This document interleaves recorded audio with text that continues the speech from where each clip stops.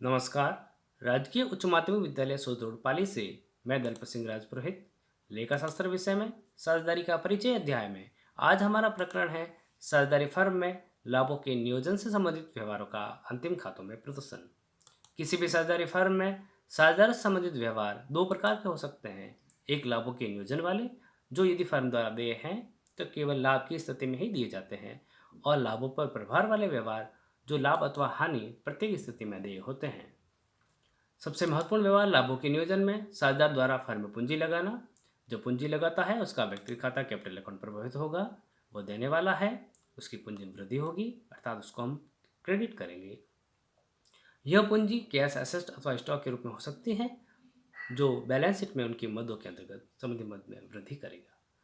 पूंजी पर ब्याज यदि साझेदार सेलिंग में व्यवस्था है तो स्वामी को प्राप्त होती है, उसका कैपिटल अकाउंट प्रभावित होगा, कैपिटल में वृद्धि के कारण क्रेडिट करेंगे।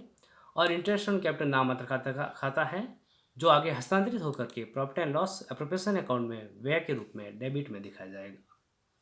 पूंजी के विपरीत साझेदार फर्म से आहरण कर सकता है। यदि वह पूंजी का आहरण करता है उसका व्यक्तिगत खाता प्रभावित होगा, कैपिटल अकाउंट में डेबिट में शो करेंगे, और संबंधित जो मद है वह बैलेंस शीट के अंतर्गत कम करके दिखाई जाएगी। यदि साझेदार आहरण करता है, ध्यान दीजिए पूंजी का आहरण और आहरण में अंतर है। पूंजी का आहरण व्यापार को सीमित करने के लिए किया जाता है, जबकि यह आहरण केवल घरेलू उपयोग और आवश्यकता के लिए होता है, जिसका उद्देश्य व्यापार को सीमित करना नहीं है। यह आहरण होने पर ड्राइंग अकाउंट प्रभावित होगा। ड्राइंग अकाउंट और उसके संबंधित जो भी वस्तु है उसका खाता प्रभावित होगा। ड्राइंग अकाउंट अंततः ट्रांसफर होकर के कैपिटल अकाउंट में जाता है, जो डेबिट साइड में लिखा जाता है। और ये जो कैश एसेट एंड परचेज है, ये संबंधित मद में बैलेंस शीट के अंतर्गत कैश एसेट अथवा स्टॉक में कमी करता है।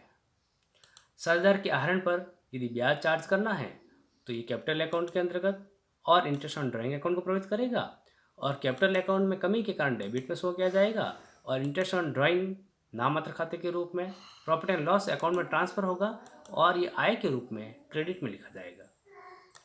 सक्रिय साझेदार को फर्म के द्वारा वेतन, बोनस, कमीशन आदि पारिश्रमिक देय हैं, पूंजी में वृद्धि के रूप में कैपिटल अकाउंट को क्रेडिट करेगा, और ये फर्म के द्वारा देय होने के कारण पार्टनर सैलरी या बोनस कमीशन अकाउंट के रूप में नाममात्र खाता और ट्रांसफर होकर profit and loss profession account की डेबिट में व्यय के रूप में दिखाए जाएंगे। यदि वर्ष के अंत में फर्म को लाभ होता है तो पूंजी खाता प्रभावित होगा और पूंजी में वृद्धि होगी लाभ के रूप में, और इससे ये फर्म का व्यय है तो ये profit and loss appropriation account की डेबिट साइड में शो किया जाएगा।